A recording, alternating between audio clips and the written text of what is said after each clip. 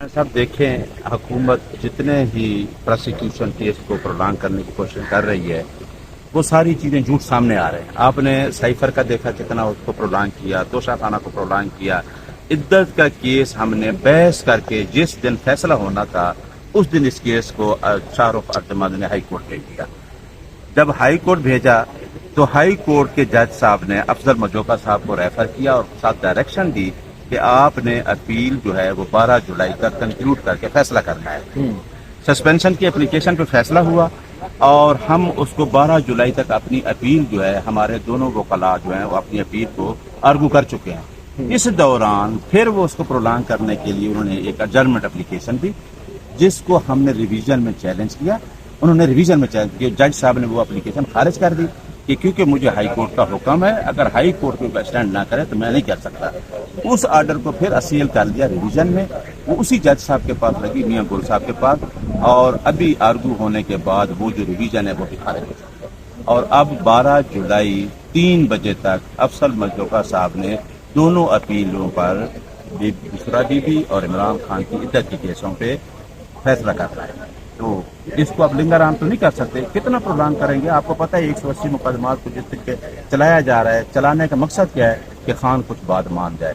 180 झूठे मुकदमे, जहां साइफर जैसा केस इकट्ठर हो सकता है तो बाकी केसों की क्या हैसियत है? क्या समस्याएं हैं जो इस्लामाबाद हाईकोर्ट का फैसला है, ये तहरीक इंसाफ के लिए, इमरान खान के लिए बड़ा फैसला है? क्या इस फैसले के बाद इमरान खान जल्द बाहर आ जाएंगे? देखें, इमरान खान ने तो उस दिन भी अगर जो शाहरुख अब्दुल साहब फैसला सुनाते, जिस तरीके हमारी बहस हुई, क्योंकि इद्दत का केस कोई केस नहीं है, उसके ऊपर जो हमने जजमेंट्स दी हैं, जिसके ऊपर सुप्रीम कोर्ट की जजमेंट है 3 तो 39 डेज, मेरा ख्याल इसका कोई जवाब ही उनके पास नहीं है।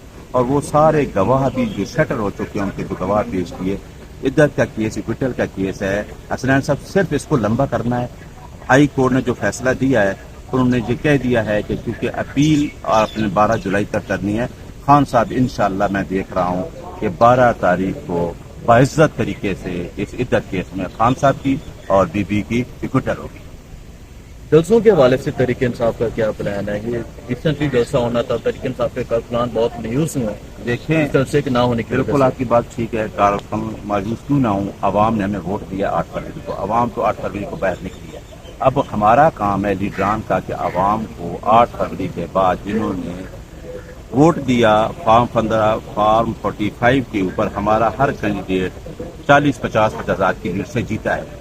अब हम उसके लिए रिस्पॉन्सिबल है, हमने अवाम को निकालना है। बतौर वकील मैं आपको बता देना चाहता हूँ कि मैं जिस तरीके से जैसे इन केसेस में पेश हो रहा था, हमने इस्लामाबाद का एक कन्वेंशन रखा है, मैं आपको दावत भी दे रहा हूँ, ये सामने इस्लामाबाद गैजेट होटल में, अदलिया की आज़ादी पे। क्योंकि आपको पता है, आपने देखा है मिस्टर जस्टिस तारिक महमूद जहांगीरी पर कितना प्रेशर आ रहा है।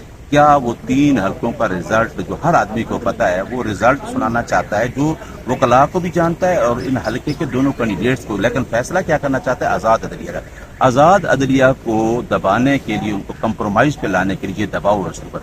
कल आपने देखा होगा कि Islamabad high court bar, Islamabad district bar का प्रेसिडेंट और बार काउंसिल तीनों ने प्रेस कॉन्फ्रेंस किया है और क्या किया है कि अगर अदलिया की आज़ादी आईन पाकिस्तान के अंदर उसको तहफ़्फ़ुज़ किया गया, इस पर कोई कंप्रोमाइज़ वकला नहीं करेंगे। हमारा एक ही स्लोगन है कि रूल ऑफ लॉ पे और आइन की बालादस्ती पे कोई कंप्रोमाइज़ नहीं होगा। और शहीद जो जेल में आदमी बैठा है, आपको याद है कि चंद दिन पहले जो केस लगा ट्रिब्यूनल के हवाले से, ECP लेकर, मैंने चीफ जस्टिस से यही कहा था। जब चीफ जस्टिस ने कहा था कि मैं आपका रेफरेंस भेज देता हूँ बार काउंसिल में, मैंने कहा था कि आपने देखा 8 फरवरी को जिस तरह इलेक्शन हुए, जिस तरीके से RO कंप्रोमाइज हुए और लोगों को कराची की 17 सीटें, आपने देखा है इस्लामाबाद की 3 सीटें, रावलपिंडी डिवीजन की जो सीटें उस पर कमिश्नर रावलपिंडी भी गवाही दिया गया। तो ऐसे लोगों के 180 पटिशन पेंडिंग पड़ी है पंजाब में, वो नहीं सुनी जा रही। हमने कहा है कि आप इस जो है बेंच, इससे मेरा ये रिक्वेस्ट थी, रिक्यूज करें जो लीगल, क्योंकि सुप्रीम कोर्ट की जजमेंट है PLD 2021 सुप्रीम कोर्ट 446, जिसके अंदर मेजॉरिटी का व्यू ये है कि इमरान खान के खिलाफ काजी फैजल साहब किसी केस में ना बैठे, या उसकी जमात के, क्योंकि ये बेस्ट है। लेकिन चीफ जस्टिस साहब आज से नहीं, हमसे रात को बल्ला छीना गया, आप जहाँ मौजूद थे, उस बल्ला छीनने के बावजूद लोगों को मुख्तलिफ निशानात, किसी को बैंगन दिया, किसी को, अवाम ने उनको वोट दिया। اب اگر عوام کے ووٹ کا احترام جو کنسٹیٹیوشن کہتا ہے، آئین کہتا ہے، اگر آئین پاکستان کا تحفظ کون کرے گا؟ ہر آدمی سپریم کورٹ کو دیکھ رہا ہے. سپریم کورٹ آف پاکستان کے اوپر بطور آئینی ادارہ ایپیکس کورٹ بہت بڑی ذمہ داری ہے کہ آئین کا تحفظ کرنا. ہم بار بار چیف جسٹس سے یہی کہہ رہے ہیں کہ آپ دیکھیں کہ آپ نے جس طریقے سے 8 فروری کا الیکشن آپ کے سامنے ہے، اور جس طریقے سے لوگوں کی پٹیشن پینڈنگ ہے، اور جس طریقے سے خصوصاً الیکشن کمیشن آف پاکستان کا رول ہے. الیکشن کمیشن آف پاکستان نے جو پیچھے پی ڈی ایم کی گورنمنٹ بیٹھی ہے، جس طریقے سے یہ نون لیگ نے اس کو گائیڈ کیا ہوا ہے، اسی طریقے سے چل رہے ہیں. اب تو لوگوں کی چیزیں سامنے آ چکی ہیں، ساری چیزیں سامنے ہیں کہ اگر اس ٹائم عوام کا ہر آدمی اس کے ساتھ کھڑا ہے. آپ کا کوشچن تھا جب باہر اگر نہ نکلنے دے، ایک آدمی کے اوپر 10 ایف آئی آر ہے. ہماری لیگل ٹیم کا کوئی آدمی نہیں بچا وکیل جس کے اوپر کوئی ایف آئی آر نہ ہو.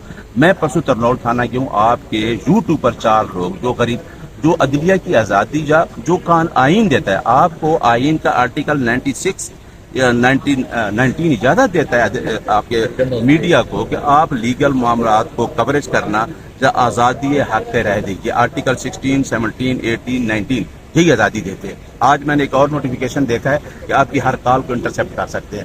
تو کیا یہ جوڈیشل مارشل لا نہیں ہے؟ آپ لوگوں کی میڈیا کی آواز کو اب میڈیا کو میں تو دیکھ کے حیران ہوا. تھانے میں وہ عدنان وہاں بیٹھا تھا، ایک اور یوٹیوبر کیا گئے، وہ تو گئے ہیں کوریج کرنے کے لیے ایک جلسے ہی، اور جلسے میں دنیا آ رہی تھی.